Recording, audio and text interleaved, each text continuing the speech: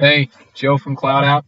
I want to take you through this really in-depth piece for a series we're putting together on sales enablement. We started out with successful programs and a few key components that included with really successful sales enablement.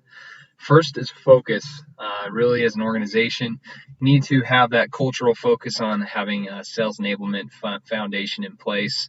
Obviously, customer centric and customer feedback driven content and how you're providing things to people with a consistent brand message, providing that training to your salespeople, having high visibility and usability so people know where to find, how to use the resources.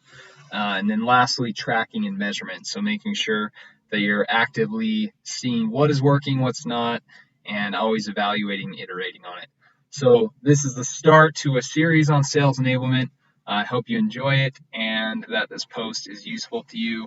Have a good week. Thank you.